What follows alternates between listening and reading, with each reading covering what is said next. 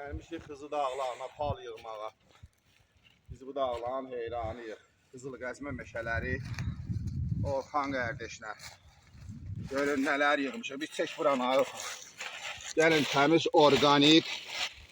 Ona yerində doğasın, kitabın, şüküsün. İyində özürsündən Allah ətdən daptıdır. Buna bax.